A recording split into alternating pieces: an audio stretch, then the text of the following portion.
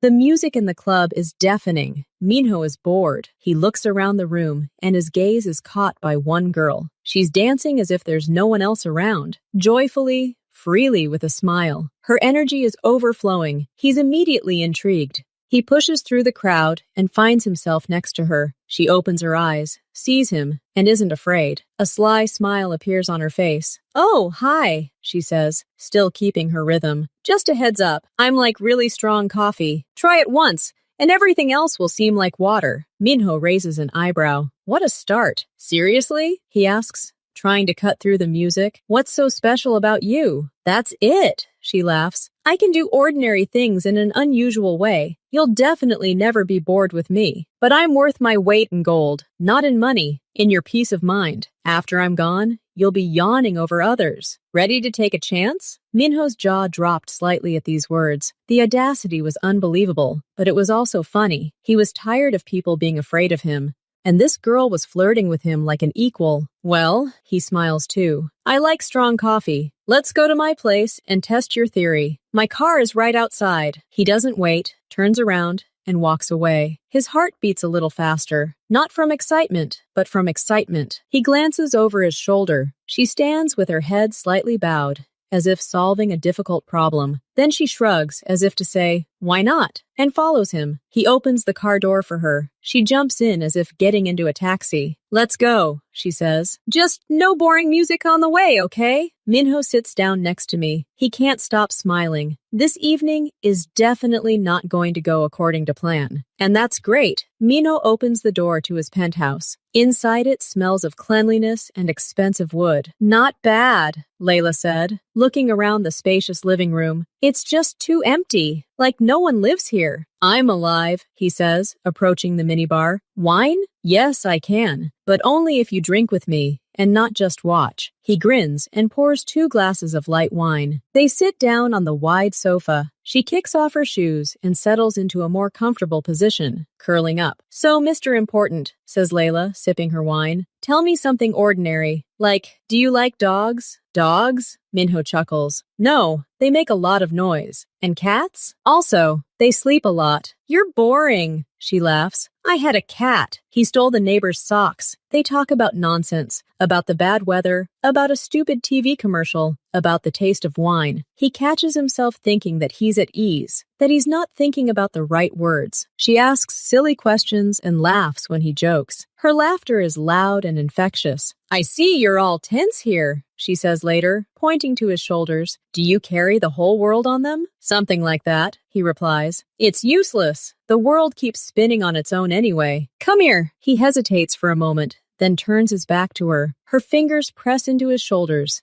gently at first, then harder. She needs the hardened muscles. "Oh," he blurts out. A warmth spreads through his shoulders. "Shut up," she commands. "You're a tough nut to crack." He closes his eyes. Her hands do something incredible. The tension melts away. Then her fingers begin to move differently, slower. They glide down his neck, draw circles on his back. Minho's breathing deepens. This is no longer just a massage. He suddenly turns and catches her hands. She looks at him, and her smile changes. Not mischievous, but soft. He reaches out and touches her cheek. Her skin is warm. She tilts her head, her eyes darkening. Then they kiss. It happens naturally. He doesn't remember who started it. Her lips are soft, and there's wine and something else, sweet in the kiss. She puts her hand on the back of his head, her fingers tangling in his hair. He stands up without breaking the kiss and lifts her into his arms. She wraps her legs around him and laughs against his lips. The bedroom is almost dark. He turns on only the sconce by the bed. The light is soft, yellow. They take their time. She unbuttons his shirt, her palm sliding over his chest. Each touch seems to leave a light trace on his skin. He helps her take off her dress. It falls silently. She's right. She can do things others can't. But it's not a trick. She's simply completely present. It seems she's giving him all her attention, all her energy. When she touches him, he feels it not just with his skin, but with his whole body. When she whispers something, he hears only her voice. Everything else, the noise of the city outside, his phone in the other room, thoughts of work, dissolves. They talk, whispering, laughing. Then they fall silent. The silence between them is not awkward, but calm. He watches the light play on her skin, memorizes the arch of her eyebrow, the mole on her shoulder, the way she bites her lip when she thinks. Later, when she falls asleep with her head on his chest, he lies there and listens to her even breathing. He can't sleep. He's afraid that if he does, this magic will disappear. He just lies there and feels her warmth, and that warmth fills everything inside him. He finally falls into a deep, dreamless sleep. Morning. A ray of sunlight falls directly on his face. Minho winces and opens his eyes. The first thing he sees is her sleeping face. Her lips are slightly parted, her eyelashes resting on her cheeks. One arm is thrown behind her head. She looks peaceful and very simple, as if she has always slept here. And at that moment, a thought arises in his head. Not even a thought, but knowledge. Clear and firm. He doesn't want this morning to end. He wants it to repeat itself. Tomorrow, the day after tomorrow, always. She stirs, wrinkles her nose, and slowly opens her eyes. Focuses on him. She smiles sleepily. Morning, she says hoarsely. Yes, he says, not looking away. She stretches, then looks at him. Her smile fades when she notices his expression. He's not smiling. His gaze is serious, almost stern. Is something wrong? She asks, raising herself up on her elbow. Layla, I'm listening. Stay. Don't go. Never. She blinks, not understanding. Marry me, he says clearly. Be my wife. Silence. She freezes. Her eyes grow wide with utter bewilderment. She looks at him as if he's spoken an unfamiliar language. Are you kidding? She finally manages to say. No, not at all. She leans back against the pillows and gives a short, nervous laugh. Oh my God, you actually said that. She runs a hand over her face. Listen, I explained everything right away at the club. I'm like a strong blow. Afterward, the world seems different. But this isn't an invitation for life, you understand? It's just a fact. She throws off the blanket and gets out of bed, starting to look for her clothes. It was a wonderful night, truly one of the best, but that's where it ends. I'm leaving, and we won't cross paths again. That's how it was meant to be. She finds her dress and quickly pulls it on. Her movements are abrupt. She doesn't look at him. I'm packing my things and leaving. Forget me, or don't forget me if you can't, but that's your problem. She approaches the door, places her hand on the handle, and only then does she turn around to take one last look at him. There is no anger in her eyes. There is something akin to regret and weariness. Bye, Minho. Take care of your stone shoulders. She leaves, softly closing the door. He lies there, staring at the ceiling. The room smells of her, and his proposal hangs in the air, unaccepted. The door closes behind Layla with a soft click. The sound hits Minho like a gunshot. He jumps out of bed, pulling up his pants as he goes, and runs out into the hallway. She's almost to the elevator, presses the button. Stop! His voice booms in the empty space. Layla turns around, her gaze calm, even tired. The elevator arrives. The doors open. I've said everything I wanted to, she says, stepping inside. He takes 3 long steps and grabs her arm above the elbow. Hard. Not to hurt, but to stop. You don't understand, he says quietly, but so that each word is pronounced. I'm not asking. I'm telling you how it will be. She looks at his hand, then at his face. A spark of irritation flashes in her eyes. Let go. No, you're leaving now. But if I find you in this city, and I will, we'll go straight to the registry office. No talking. Do you understand? She tugs at his hand, but he doesn't let go. The elevator beeps, the doors trying to close. Are you crazy? She hisses. Perhaps, but it's your problem now. Do we have a deal? She rolls her eyes. She sees he's not joking. She sees the dull, animalistic determination in his gaze. She's sick of it. Okay, we've got a deal, damn it. You find me and we'll get married. Happy? Now let me go! He slowly unclenches his fingers. She immediately jumps back into the elevator car. See you later, Layla, he says, and the doors close, hiding her angry face. Minho stands in the hallway, barefoot and shirtless. His chest pounds. He believes his promise. He will find her. Layla goes outside and laughs, quietly, to herself. What a psycho. Of course he won't find her. He has more important things to do than chase a random girl from the club. In a couple of days, he'll even forget her name. She walks to the metro, waving her purse. A great night. Interesting. But it's over. The next morning, Minho wakes up alone. The sun is shining just as brightly, but the house is empty. He goes to the kitchen and makes coffee. The coffee tastes bitter and tasteless. He sits down, but can't eat. He stares at the empty chair across from him. The thought of not seeing her today cuts like a knife. It's not just regret. It's a physical feeling, as if something important has been taken from him, a part of himself he didn't know he had while she was here. Without her, everything seems gray and unnecessary. Even the air feels different. He's angry at himself. What kind of weakness is this? He's Jung, Minho. He doesn't depend on anyone. But that thought doesn't help. He gets up and starts pacing the house like a caged animal. The obsession begins with small details. He's taking a shower and suddenly clearly remembers the water trickling down her shoulders. The shampoo in the bathroom now smells of her. He opens the closet to put on a shirt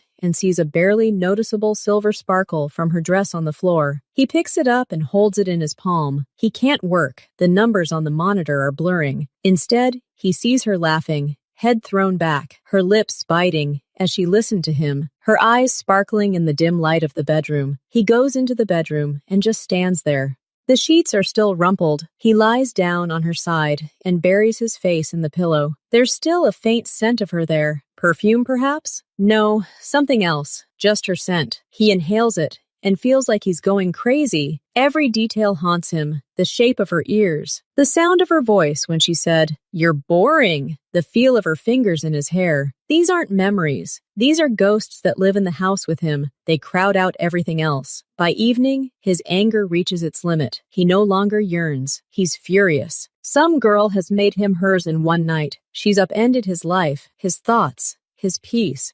She traded him for a night, took his strength and peace, and simply left. Like a thief, like a fraud. He won't allow it. No one has that kind of power over him. He emerges from the bedroom, his face a stony mask. All the softness, all the confusion, burned away by anger. He goes down to the study, sits down at the desk, and presses a button on the phone. A minute later, 2 of his men walk through the door. They see his expression and freeze at attention. "The girl who was here last night," Minho says in a flat, colorless voice. "Layla, find out everything. Where she lives, what she does, who she hangs out with. You have 24 hours for a show more hour." "Yes, boss," the older man nods. "And when you find her," Minho continues, looking out the window at the darkening city, "don't touch her. Don't scare her. Report to me. I'll decide what to do with her next." The people bow and leave. Minho turns his chair toward the window. In the reflection in the glass, he sees his face, cold, determined, and somewhere deep in his eyes, an obsession he no longer tries to hide, even from himself. He found a way out of his powerlessness. Action. He would regain control. He would find her, and this time, she would not go anywhere. His men are working quickly. They're checking the security footage from the club and finding the taxi she left in. They're also reviewing the cameras along her route. She got off not at her home, but at the metro station, and got lost in the crowd. This suggests she's being cautious, but discretion doesn't mean invisibility. They check her face against databases. Nothing. So no criminal record, no official employment. Then they search social media. They search through security camera photos, and they find her. She has an account, an abandoned one, with a couple of old photos, but it's enough. They use the account to find a phone number. They use the number to find cell towers. They identify the area, an old neighborhood on the outskirts of the city, cheap high-rises. Minho receives the report 18 hours later. He's sitting in his office when a text message arrives with an address. He looks at his phone screen, a street, a building, just a dot on the map, and his heart gives a heavy, dull thump. He stands up. "Wait for my signal," he texts back. Layla returns home late in the evening. She's in a good mood. She's done her grocery shopping and plans to finally get some rest. She has money from her last job in her pocket. She enters the entrance to her building. The elevator, as always, is broken. She starts climbing the stairs. On the second landing, in the darkness, 2 men in dark clothes are waiting for her. They don't look like bandits. They look like empty space, which is even scarier. One of them takes a step forward. "Layla?" Her insides freeze. She understands immediately. "No, you're mistaken," she tries to say, retreating toward the exit. But the second man is already there. They act silently and professionally. No one shouts or hits her. One holds her hands tightly. The other carefully places a strip of wide tape over her mouth. He does it almost politely. Then he places a soft, dark cloth bag over her head. The lights go out. She tries to break free, but her hands are already bound behind her back with something soft but incredibly strong. They grab her by the arms and practically carry her down the stairs. She hears the front door open and smells the night air. Then they lift her into the back seat of a car. The doors close. The car starts to move. Her heart is pounding somewhere in her throat. Fear is sour and thick. She thinks about Minho. It's him, his promise. I'll find you. He wasn't kidding. And now she's in complete, utter trouble. The car drives for a long time. Then it stops. She's taken out,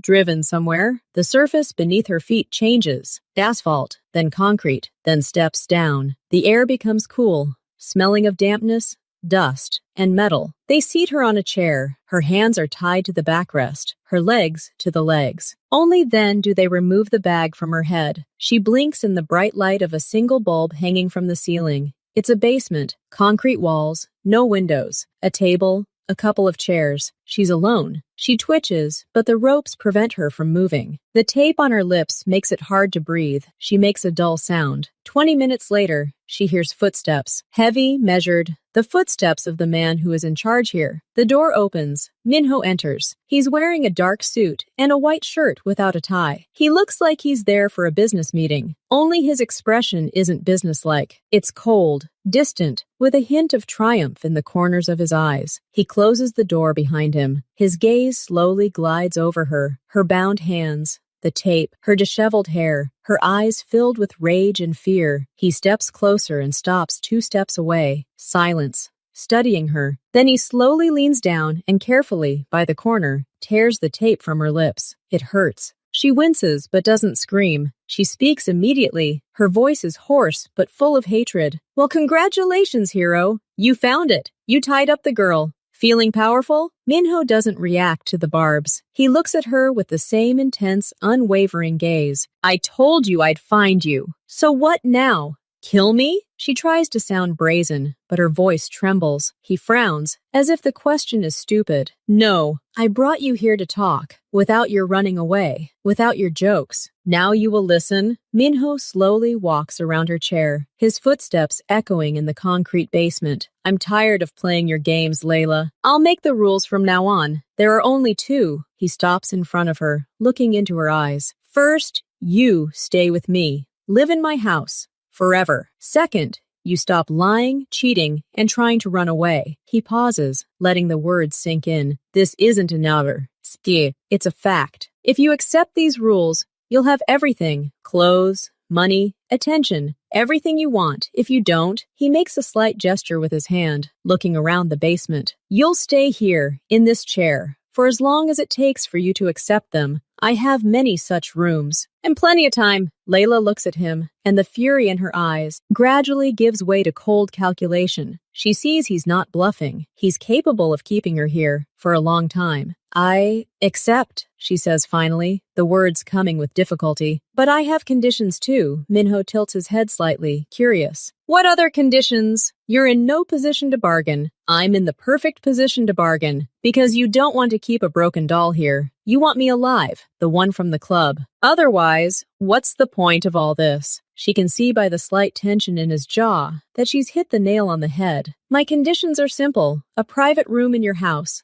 Only I have the key. A month. For a whole month, you don't enter there without my permission, and you don't touch me. No touching. We simply live under the same roof. No conversations, unless they're about business. Without those looks of yours. A month to stop being your prey in the basement and start being a guest, or a prisoner, but with rights. Otherwise, no.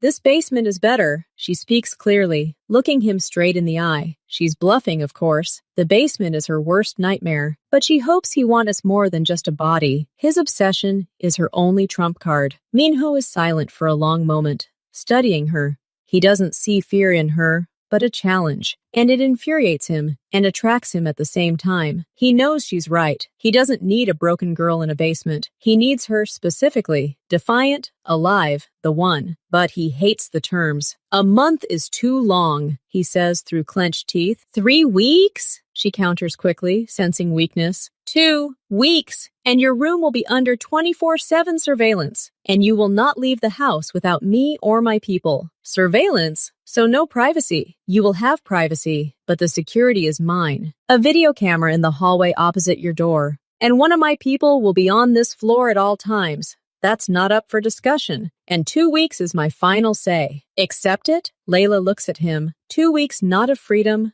but of respite. A chance to come up with a plan, or to realize there isn't one. She nods slowly. I accept. 2 weeks. Your rules and my conditions. Okay? Minho takes a step back and takes out his phone. He says briefly and clearly, "That's it. Come in." The door opens. The same 2 men enter. Minho nods towards Layla. Release her. Take her to the house. Give her the blue room on the 3rd floor. The key is hers alone. Set up a camera in the hallway. One of you will be on duty on this floor at all times. She is not to leave the house without my express permission. Understood? Yes, boss. One of the men quickly cuts the ropes. Layla rubs her wrists, where red marks remain. She stands, barely able to stand from the strain. Minho comes close to her, but doesn't touch. 2 weeks, Layla. Starts right now. Don't disappoint me. He turns and walks away without looking back. His steps fade away. Layla stands in the middle of the basement, his men waiting at the door. We'll show you out, ma'am, one of them says indifferently. She realizes she's just traded one form of captivity for another, more comfortable, but no less secure. And she has only 14 days to figure out what to do next. She takes the first step toward the exit, feeling 2 expressionless eyes watching her. Her new life, full of rules and surveillance, has begun. They bring her to the same house. But now everything looks different. No longer a place for a nighttime adventure, but a beautiful prison. The man silently points her to a door on the 3rd floor, the blue room. Inside, it's spacious,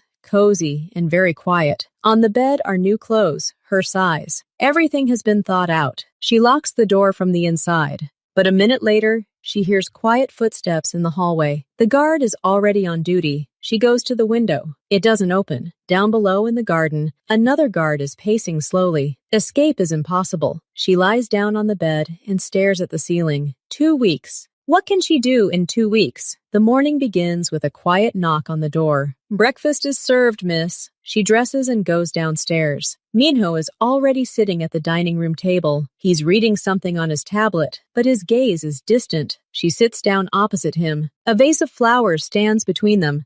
The silence is oppressive, broken only by the clink of spoons. She eats an omelet. He drinks coffee. He doesn't look at her. She tries not to look either. I wasn't sleeping, he says suddenly, without looking up from his cup. Layla stops. Is it because of the noise in the hallway? You can tell your man to walk more quietly. Not because of the noise. He puts the tablet down and finally looks at her. His face is tired. I wasn't sleeping because I couldn't stop thinking. About that night. About you. About what you did. She puts her fork down carefully. I didn't do anything. We just spent the night together. These things happen. No. These things don't happen to me. His voice hardens. You did something. Said something. Used something. I can't eat, sleep, or work. All I can do is remember details. The smell in the bedroom. Your laughter. This isn't normal. This doesn't happen. What was that, Layla? He says this not as an accusation, but almost as an admission of weakness. He truly doesn't understand. And in this confusion, from the most powerful man she knew, there was a strange truth. Layla pushes her plate away. She looks at his tense face and realizes it's time for a partial truth, one that might give her at least some power. Okay, she sighs. You're right. I did something, but it wasn't me. It was chemistry. She takes a sip of water, gathering her thoughts. Minho doesn't move, frozen like a statue. His gaze is fixed on her. I have a perfume, a special one. It's made to order in a single lab. They add synthetic pheromones, substances that influence perception, emotions. It doesn't work on everyone, but it works on most. She speaks evenly, as if reading instructions. It's not a love potion. It's just an enhancer. If someone is attracted to you in general, the perfume makes that attraction 100 times stronger. It heightens all sensations. It links memories of you to feelings of euphoria. Minho slowly leans back in his chair, his face expressionless. Go on. That's my plan. My hook, Layla continues. I pick out a man at the club. I approach him or wait for him to approach me. And I say that same phrase, after me. everyone else will be a waste of time. It's a challenge. It plays on men's egos. They think it's a game, but I know it's a pure chemical experiment. She stands up and begins to pace slowly around the dining room, not looking at him. I agree to go to his place. Evening, wine, conversation. I use perfume sparingly. One spray in the morning. It lasts until evening. At the right moment, I become the most attentive, the most interesting, the most desirable version of myself. And the perfume does its job. It cements this image in his brain at the most primitive animal level. The night passes beautifully. He's happy. He falls asleep, confident he's found a miracle. Now her voice becomes completely flat, as if she's reporting on the work done. And I don't sleep. I wait until he's fast asleep. Then I get up and gather all his valuables. Cash, watches, jewelry. Sometimes I use his card if I know the PIN. Then I quietly leave and disappear. And he wakes up alone, with an empty wallet and the feeling that he's lost the most amazing woman in the world. He doesn't even always go to the police. He's too ashamed to admit that he was tricked like that, or he just hopes that I'll come back. And I'm already looking for the next one. Minho is silent for a long time. The only sound in the dining room is the ticking of the large clock on the wall. And with me? He finally says. Were you planning on doing the same thing? Layla stops and looks at him. For the first time in this conversation, something like weary recognition appears in her eyes. Yes, of course. You were the perfect target. Rich, confident, used to buying everyone. Those are the ones who bite the fastest. But with you, the plan went wrong. She returns to the table, but doesn't sit down. First of all, your house is full of cameras and people. My clients' houses are usually quiet and empty at night, but you even had someone walking in the hallways. Secondly, I was nervous, more than usual, because you weren't just a rich guy. You were dangerous. I could feel it. And in the bedroom, when I tried to spray perfume discreetly on your neck, I missed. Almost the entire bottle spilled onto the carpet by the bed. She sees his gaze sharpen for a second. You breathed this air all night and all the next. All day. The concentration was enormous. I didn't expect such an effect. My usual words about after me, there will be no need for others, became literally true for you, reinforced by the chemical burn of your brain. Your obsession isn't me. It's a side effect of a botched experiment. You were exposed to a tenfold dose of something that others reacted to with only mild affection for a couple of days. She finally sits up and looks him straight in the eyes. You asked what I did to you. Here's the answer. I didn't do any magic. I just spilled expensive perfume on your carpet, and your brain made the meaning of its entire life out of it. You don't need me. You need to air out the bedroom and see a good doctor. All your feelings are phantom pains, a chemical deception, and my deception to boot. She finishes. The silence in the dining room becomes deafening. Minho doesn't move. He digests every word. His face gradually changes. The bewilderment and confusion disappear. It becomes cold and smooth like ice. Something new lights up in his eyes. Not pain, not longing, but a clear, chilling understanding. And with it, a new, even more dangerous thought. Minho sits perfectly still. He's heard a lot in his life. Threats, flattery, lies. But this is a first. Perfume? Pheromones? A lab? It sounds like the stuff of a bad TV show. But looking at her tired, sincere face, he realizes she's not lying. At least not about this. Everything inside him is crumbling. All that agonizing longing, that unbearable need for her that kept him from breathing, turns out to be a product of chemistry. A spilled bottle. He wasn't obsessed with a unique woman. He was the victim of a well-executed fraud with a scientific twist. First comes emptiness. Then comes an icy wave of shame and humiliation. He, Chan Minho, the ruler of entire city districts, was duped like a simpleton because of some perfume. But almost immediately after the shame comes rage. Pure, concentrated, not at her, at himself for his weakness, and at her for daring to do this, and for daring to tell him this, shattering his illusions. He slowly looks up. His eyes are no longer filled with deep melancholy, but flat, shining with cold calculation. So everything I felt was fake, he says quietly, his voice strangely calm. Not quite, Layla says carefully. The basis was, you wouldn't have sought me out if I were repulsive to you. The chemistry just intensified everything to the point of madness. Too much. Minho nods, as if agreeing with the technical specifications. The gears are already clicking in his head. Pheromones, if they exist, they can be bought. If they can be bought, they can be used. Where do you get them? He asks without preamble. Layla tenses. Why do you need them? Just curious. You won't be using them now, will you? So the information is useless. Where? She shrugs,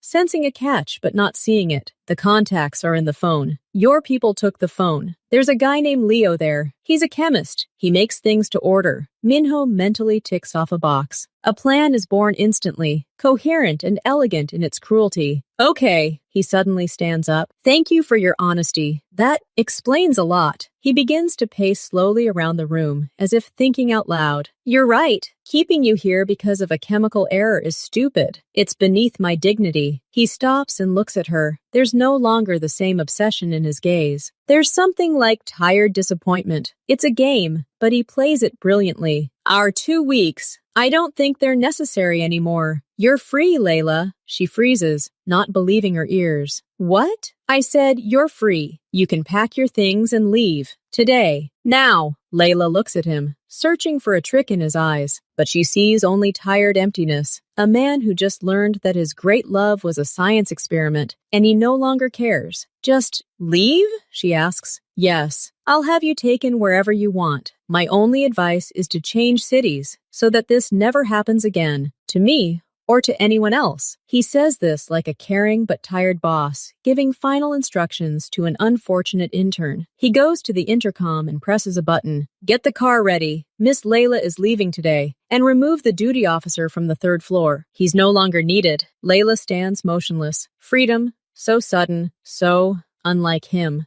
But he looks genuinely broken by the truth, and logic says, why should he keep her now? She was a mistake, a flawed specimen. He's erasing her from his life like damaged goods. Okay, she finally says, trying to sound confident. I'll pack. Take your time. Have a quiet breakfast. The car will be waiting when you're ready. He nods to her and walks out of the dining room, leaving her alone. His footsteps fade. Layla slowly sinks into a chair. Her head is spinning. He lets go of her because he learned the truth. It's the only logical explanation. She doesn't notice that Minho stops as he steps out into the hallway. His face transforms. No fatigue, only a cold, sharp determination. He takes out his phone and quickly dials a number. Leo, the chemist, we need to find him in half an hour and order from him the same thing he made for Layla. The strongest concentration. Price doesn't matter. We need it by this evening. He hangs up. The corner of his lips is barely touched by a smile. The illusion of freedom has been created for her. Now he begins his game. A game in which the roles are reversed. Now he will be the fisherman, and she will be the one irresistibly drawn to the hook. Minho wastes no time. 2 hours after speaking with Layla, his men find Leo. The chemist works in a clandestine laboratory on the outskirts. When visitors come to him, he initially tries to deny it, but the sight of the visitors changes his mind. Minho speaks to him over a secure video link. I need the same perfume you made for Layla, he says without preamble. The highest concentration.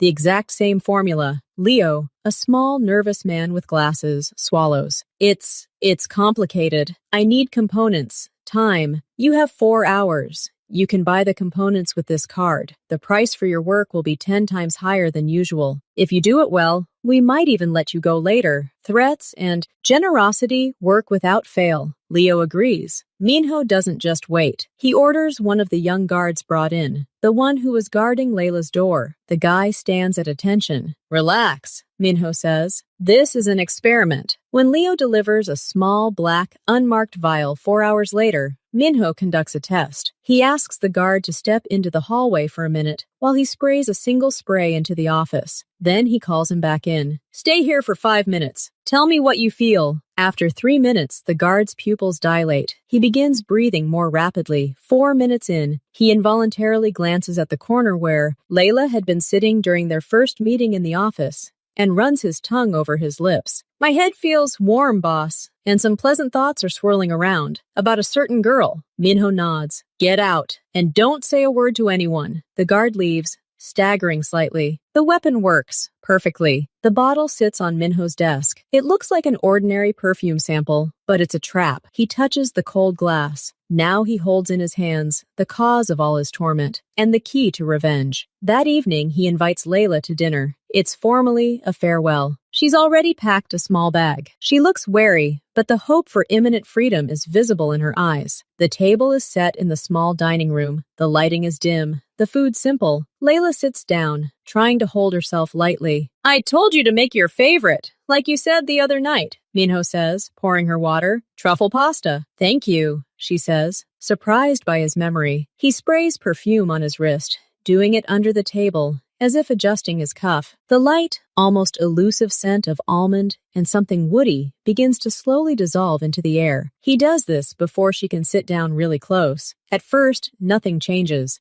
They eat, talking about neutral things, where she'll go, what she'll do. She says she'll go south, get a change of scenery. He nods, pretending to listen. 15 minutes pass. Layla puts down her fork and suddenly looks at him differently. Her gaze loses some of its wariness, becomes a little softer. You know, it's actually beautiful here in the evening, she says unexpectedly, looking out the window at the city lights. I didn't have time to see it that time. You can stay another day to see it, he suggests, playing at condescension. No, she shakes her head, but with a slight smile. But thanks for the offer. She drinks water and looks at his hands, at the way he holds the knife. She suddenly says, but you probably had a difficult childhood. Such a character doesn't fall from the sky. Perhaps, he agrees cautiously. I felt sorry for you, you know, she continues, and her voice sounds thoughtful. This whole story, you just wanted the best. What's the best? He asks again. Well, yes, he caught her, brought her, offered her everything. In its own way, it's even romantic. Minho hides his surprise. The effect comes faster than he expected, and it's not driven by passion, but by intimacy. She feels sorry for him. She begins to understand him. That's even more interesting. She moves her chair a little closer to the table,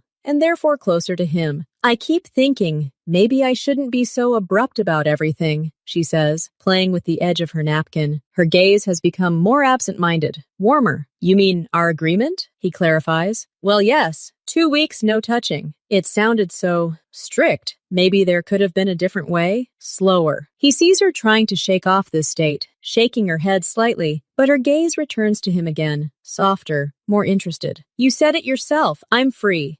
The rules don't apply anymore, he reminds her, adding fuel to the fire. Freedom, she drawls the word. It's not just about leaving. It can be about staying of your own free will, right? She looks at him, and there's no longer calculation or fear in her eyes. Something akin to genuine sympathy and a strange trust has appeared there. The spirits were doing their job, blurring boundaries, creating the illusion of a deep connection. And Layla, unsuspecting, was beginning to believe in this illusion. Minho silently watched as his trap began to slowly and inexorably close. Minho watches the change in her with a cold inner satisfaction. She talks about freedom of choice, but every word, every soft look is the result of precise chemical calculation. He decides to add fuel to the fire by playing a subtle game. You know what's the funniest thing? He says, pushing his plate away and looking at her with a slight, almost friendly smile. Before all this, I would have laughed at myself. Chan Minho,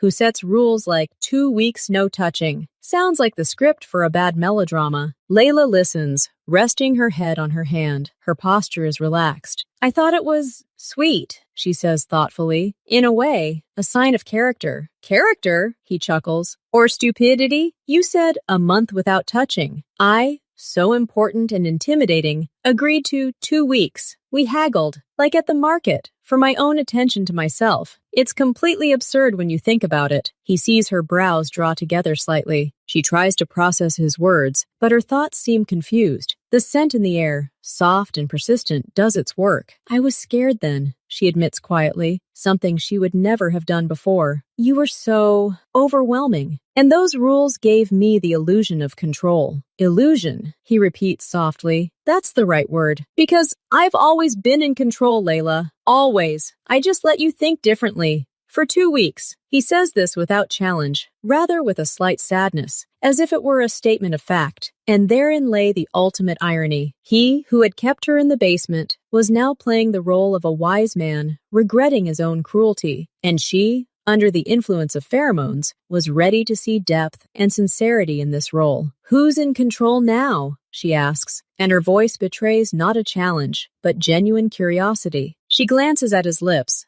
then looks away, but returns to them a second later. Now, he pauses, reaching for a glass of water, deliberately slowing his movements. It's the same as always. Control belongs to the one with the power and the knowledge. And feelings are often just a deception. His words, he thinks, should have repelled her, but the opposite happens. Apparently, her brain interpreted the deception in her current state as something romantically tragic. She suddenly stands up, not abruptly, but slowly, as if in a trance. She goes to the window and looks out at the city, but her shoulders are tense. "I'm hot," she says hoarsely. "Open the window," he suggests, knowing it won't open.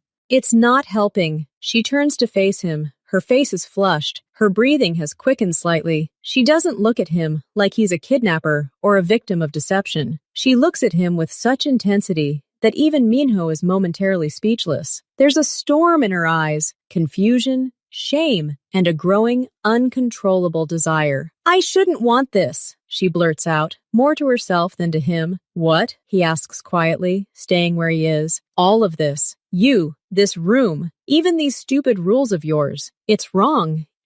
She can't finish. It's as if she's struggling with herself, clenching her fists. She tries to remember who she is, what happened, why she's here, but the memories are lost in the thick fog that floats in her head, and at the center of this fog is him, his calm face, his voice, his hands on the table. "Layla," he says, standing up but not coming closer, "you said you were free. You can just leave. The car is waiting downstairs." It was the last straw. The suggestion to leave, made now when her whole being screamed the opposite, broke the last barriers. Fury flashed in her eyes, not at him, but at herself, at her own weakness. "Shut up!" she screams suddenly, her voice breaking. "Don't tell me what to do!" And she pounces on him, not to fight. It was a swift, uncontrollable movement, whether to hit him or to hug him. She couldn't tell. She crashes into him, grabs him by the shirt, and her lips find his in a kiss that was more like an attack. There was no tenderness or art in it, only raw, animal need. Minho loses his balance for a moment, his back hitting the table. He lets it happen. He doesn't respond immediately, letting her feel the absurdity and desperation of her actions. Then his arms rise and wrap around her, not to pull her in, but to stabilize her, to control her impulse. The kiss deepens, but he remains passive, an observer in his own experiment. She rips his shirt, buttons flying off. Her fingers dig into his skin. She mumbles something, apologizes, then kisses him again. She's completely lost control, and he finally takes the initiative to direct this chaos. He picks her up and carries her out of the dining room, not to her room, but to his bedroom, the very one where it all began. Everything happens quickly, passionately, almost silently. She doesn't laugh like she did then. She's focused, as if trying to find answers to all her questions through this physical connection. He moves methodically, precisely, observing her every reaction, how the chemistry he released into the world dictates her every movement, every breath. When it's over, a heavy silence falls over the room, broken only by their ragged breathing. Layla lies staring at the ceiling, as if trying to comprehend what just happened. Her expression is one of relief and emptiness. She turns to him, and something akin to tenderness and shame appears in her eyes. "I don't know what came over me," she whispers. "I know," Minho says calmly. He moves away from her, sits on the edge of the bed, and reaches for the nightstand. His movements are precise and emotionless. He takes the same small black bottle and places it on the blanket between them. It catches a reflection of the light. "This?" Layla asks hoarsely, not understanding. "Your perfume, or rather an exact replica, the strongest concentration. It was delivered to me this afternoon." She slowly rises up on her elbow, looking from the bottle to his face. Understanding slowly, like ice, grows in her eyes. What did you do?" "The same thing you did, only I didn't spill it on the carpet." He takes the bottle and sprays it lightly into the air, the same almond woody scent, but now it smells like betrayal to her. "I sprayed it on myself before dinner. You breathed that air for almost 2 hours, while you were talking about freedom and how sorry you were for me." He sees her face turn white. Her eyes widen in horror. "No!" It's not even a word, but a groan. "Yes," he says mercilessly. "Everything you felt for the last hour, it wasn't you. It was the chemicals, your own chemicals. You fell victim to your own hook. You wanted to leave, but you couldn't. You said you shouldn't want this, but you lashed out at me because your brain, your body, weren't yours. They were controlled by the formula in that bottle.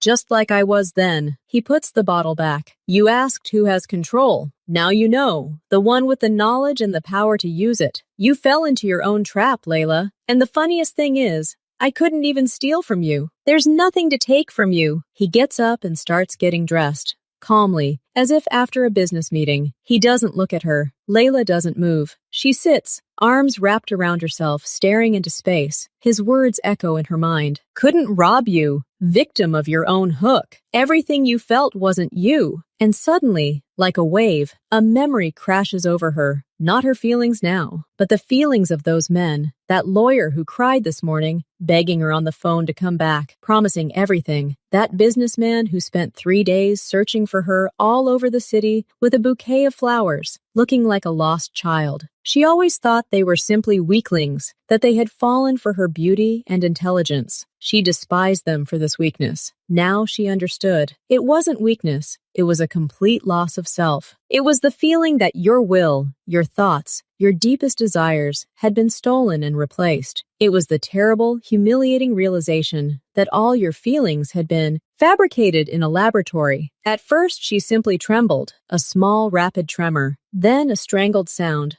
a cross between laughter and a sob, escaped her throat. She clenched her chest even tighter, and then the tears began to flow. Quiet, soundless, endless. They rolled down her cheeks and fell onto the sheets, leaving dark stains. She didn't cover her face. She simply cried, looking ahead, seeing not this room, but a series of faces, the faces of those she had left with an empty wallet and a broken, poisoned heart. She cried not from fear of Minho. She cried from shame, from the understanding of someone else's pain, which she finally felt herself, and from the realization that justice, so cruel and ironic, had overtaken her in full. Minho, now fully dressed, stood in the doorway and looked at her. There was no triumph on his face. There was only a cold, complete emptiness. His revenge was complete. And now, with the poison out of his system and her illusions shattered, only 2 very lonely people remained in the room, and the bitter truth in a small black bottle. 3 months pass. Layla had disappeared. Not from the city. Minho knew she'd rented a small apartment on the other side of Seoul and found work as a waitress in a cheap cafe.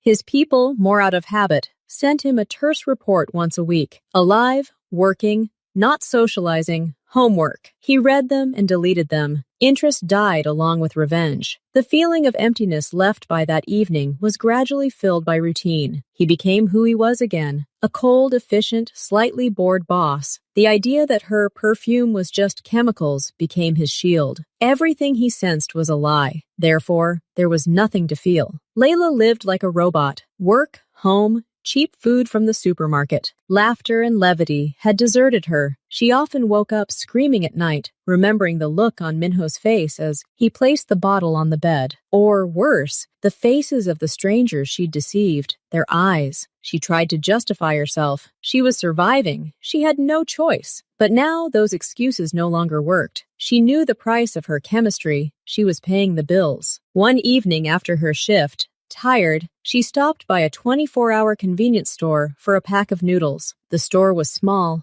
cramped, and lit by bright neon lights. She stood in a line of 2 people, staring at the floor, when she heard a muffled but familiar voice behind her.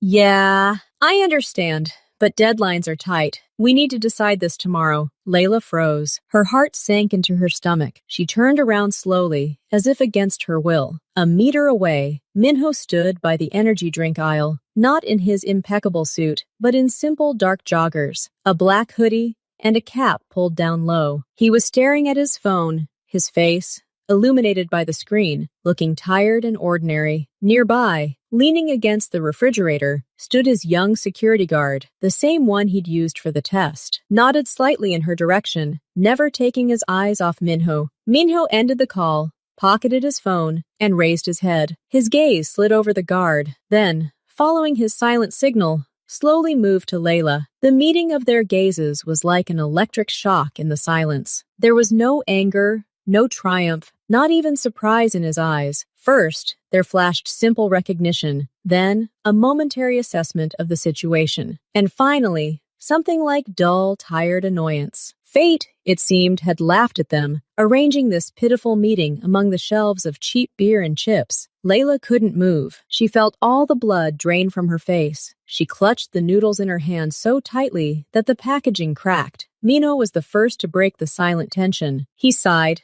shook his head slightly, and took a step forward, not toward her, but toward the cash register, where a space had just opened up. "Let the lady through," he said quietly to the guard, not even looking at him. The security guard stepped aside, allowing Layla to proceed to the checkout. It wasn't politeness, but an order, a mechanical one. Layla, on autopilot, took a few steps and placed her noodles on the conveyor belt. The cashier, a teenager buried in his phone, lazily scanned the purchase. 3,801. Layla frantically reached into her old purse for her wallet. Her hands were shaking. She couldn't find it among the junk. She felt his presence behind her. He stood and waited, silently. "I can't find it," she muttered, mostly to herself, despair rising in her throat. Her entire pathetic new life, the penny pinching, the bullshit, was now laid out before him, and he saw, "There, in my pocket." His voice came from right behind her, calm, without emotion. She froze,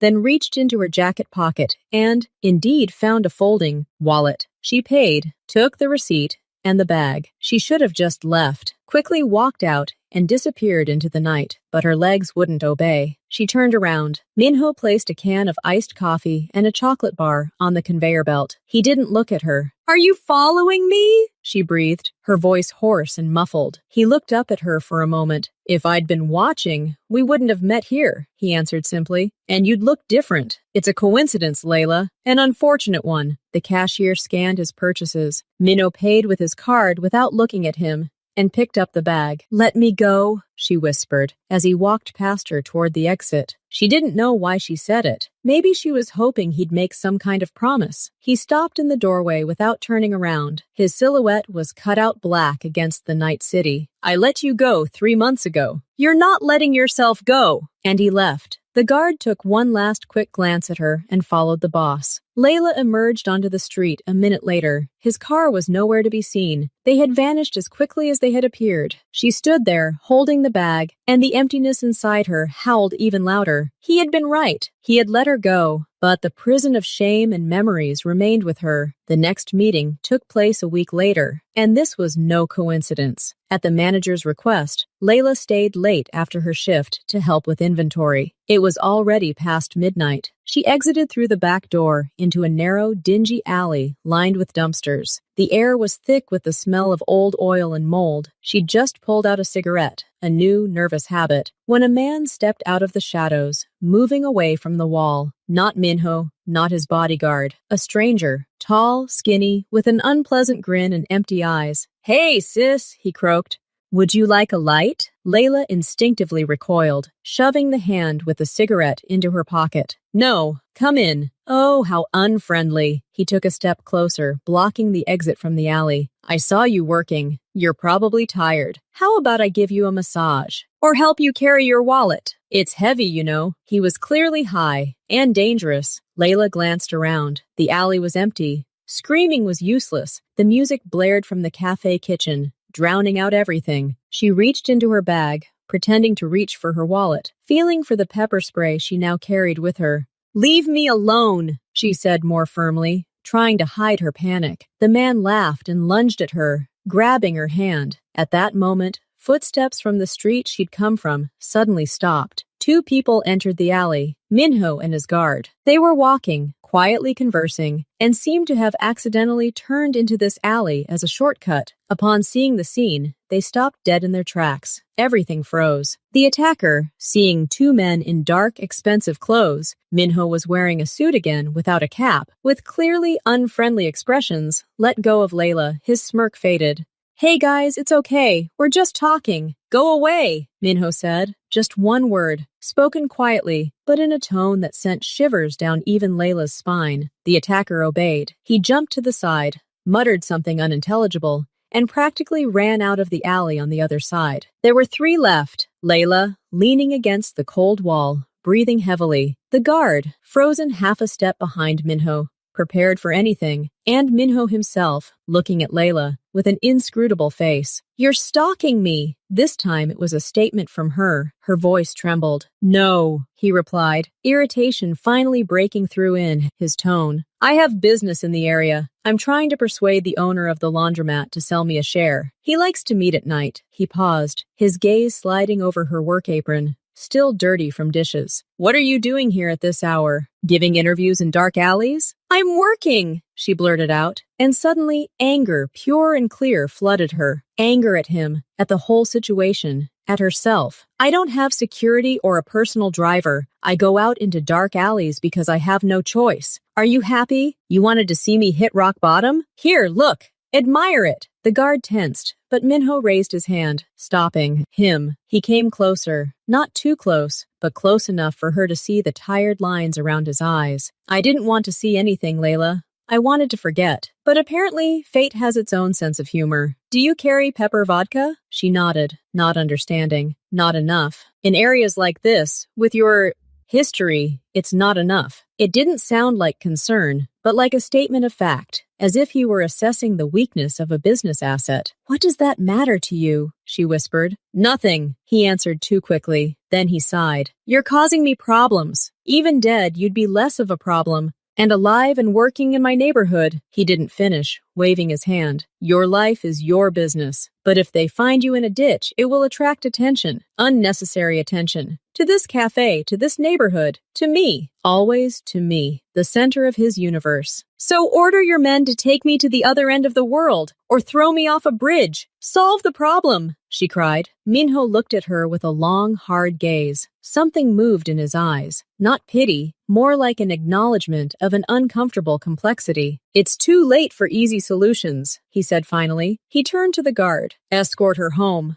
Make sure she gets it, and give her an emergency number. My personal one." Layla and the guard gasped simultaneously. The guard's eyes widened. "Boss, are you sure?" "I said it!" Minho snapped. His tone brooked no argument. He looked at Layla again. "This isn't protection. It's an alarm system to keep you from blowing up in front of me. Don't call unless you're pinned to the wall. And forget this number if you ever get out of here." And he was gone, his footsteps echoing loudly in the empty alley, until he disappeared into the darkness, leaving Layla in the care of a stunned guard. The security guard, a young man named Jin, reluctantly escorted her to the door of her apartment, silently. Before leaving, he slipped a plain business card into her hand, bearing only the name John, Minho, and a mobile phone number. "Don't do anything stupid," he muttered, and disappeared. Layla entered her closet, locked the door tightly, and sat on the floor, leaning against it. She clutched a business card in her hand. The edge of the paper dug into her palm. She didn't cry. She simply sat and stared into the darkness, feeling the boundaries of her world, which she had spent 3 months trying to build, crumble once again. He had entered her life again, not as a stalker, but as an absurd, unwanted, reluctant guardian angel. And she hated him for it. And she hated herself for the fact that, deep down, in the darkest part of her, it made her feel a little calmer. It was the most bitter realization of all. She was still in his cage. Even when he opened the door, several days passed. The business card lay on Layla's kitchen table, like an unexploded bomb. She moved it from place to place, sometimes hiding it in a drawer, sometimes laying it out in plain sight again. That piece of cardboard with his name on it was both a shield and a humiliation. She didn't call. But her life had changed imperceptibly. Jean, the young security guard, now appeared periodically in her line of sight. Not like a shadow. He didn't follow her, but he seemed to accidentally find himself on the same tram in the morning, stopping at the same cafe for coffee when she was on her break. He never approached first, only nodding when their eyes met. It was a silent reminder. The alarm system is active. One evening, while Layla was mopping the floors after closing, Jean walked into the cafe. He was alone. He sat at a table by the window and waited for her to finish. Then he walked up to the counter. "The boss told me to tell you," he said quietly, avoiding her eyes. "That guy from the alley. He's no longer in the area." "No problem." Layla froze, mop in hand. "Out of the area? What does that mean?" "It means you have nothing to worry about," Jin answered flatly. "And the boss told me to ask, do you need money?" The question hung in the air like a slap. A hot wave of shame washed over her. "No," she hissed. Tell him to stay out of my life. Jin nodded, as if expecting this answer. He thought so. Then one more thing. He says working at this cafe is a bad idea. They close too late. The area is bad. He knows a place. A tea shop in the center. The owner is an acquaintance of his. They need an assistant. Daytime hours, better pay. It's not help, Jin added hastily, seeing her face darken. It's risk minimization. You're safe during the day. In a crowded place, less chance of incidents that would attract attention. He spoke in memorized phrases, conveying the message precisely. Minho wasn't offering her help, but optimization, transferring a problematic asset to a safer zone. And if I refuse? Layla asked. Jin shrugged. Your life is your business. I'm simply passing on information. Decide for yourself. He turned and left. Layla was left alone in the empty cafe, listening to the hum of the refrigerators. She hated Minho's logic. She hated the fact that he was right. Working here was a dead end and a risk, but accepting his optimization meant admitting that he still controlled her life, even from a distance. In the end, she went to that tea house, not because of his words, she told herself, but because the opportunity was objectively better. The owner, an elegant elderly woman named Mrs. Kim, was stern but fair. She didn't ask unnecessary questions, only checking Layla's handling of china and her knowledge of tea varieties. The tea house was a quiet, bright place, with the scent of old books and dried herbs. There were no drunken customers or dirty alleys here. Minho seemed to keep his word. He didn't show up, he didn't call, but his invisible presence was felt. Sometimes Mrs. Kim would say, "Oh, an old friend stopped by today," and left a tip especially for the staff, and the amount was suspiciously large. Sometimes Jin would pop into the tea shop, ostensibly to buy a gift set for the boss. He'd bow silently to Layla, take the box, and leave. Layla tried to live this new, quiet life. She learned to distinguish oolongs from pu'ers, cleaned the room, and savored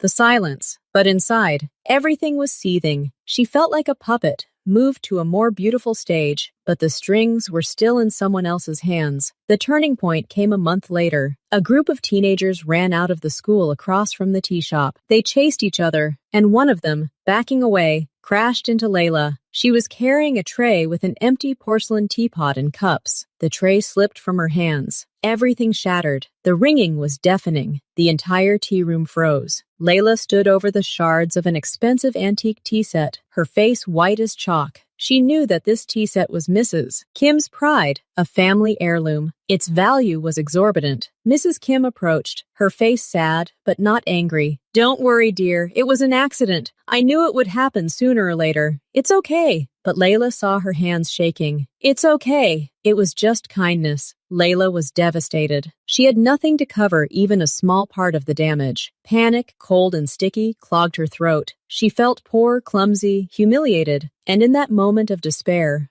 before her brain could even process what she was doing, her fingers found her phone and that very business card in her pocket. She walked out into the backyard of the tea house, where the boxes were stored. She was shaking. She dialed the number. He answered on the second ring. His voice was even, businesslike. "Go ahead. It's Layla." There was a short pause on the other end. "An incident?" She bit her lip. His cold tone brought her back to reality. What was she doing? "I broke a teapot, a very expensive one, at Mrs. Kim's. I can't pay. Are you hurt?" The question caught her off guard. "No, just shards." "Okay, wait." He hung up. Layla leaned against the brick wall, feeling a new wave of shame wash over her. She'd done exactly what she'd sworn never to do. She'd pressed the alarm.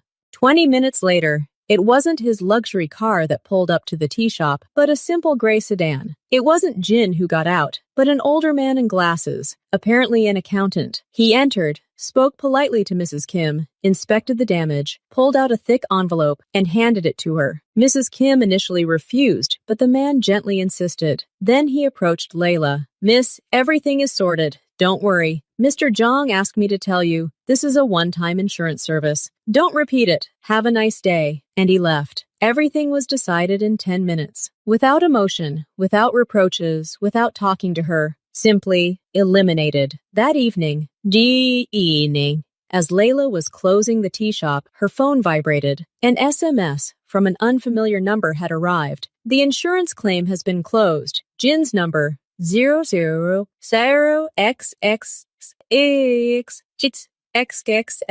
Contact him for household matters. Delete this number. Do not call. Do not text. It was him. Brief, clear voyage, without goodbyes. He'd shut himself off again. He'd fulfilled his alarm function and cut her off. He'd given her a safer intermediary, Jeannie, and ordered her to erase himself from the phone's memory, like a used-up code. Layla stood on the nearly empty street. A streetlight flickered overhead. She stared at the message, and a strange, empty calm washed over her. He didn't want to be her savior. He wanted to be the dispatcher who forwarded the call. And in a twisted way, that was more honest. There was no pretense of concern. There was only the pure, cold logic of control. She slowly followed the order, deleted the number, saved Jin's. She raised her head and walked toward the subway station. She wasn't afraid. She wasn't calm either. She felt empty, as if all her feelings, hatred, shame, fear, even bitterness, had finally been processed into indifference. He had transformed their complex, tormented relationship into a simple risk management scheme, and perhaps that was the only possible truth between them. She walked, her footsteps echoing in the silence of the night. She was free from his obsessive presence. But this freedom was like a quiet, sterile room where a guard named Jin still stood guard outside the door. And the key to this room, she realized, no longer belonged to Minho. It belonged to her. And that was the most terrifying thing, because she didn't know why she needed this key, or where this door led now.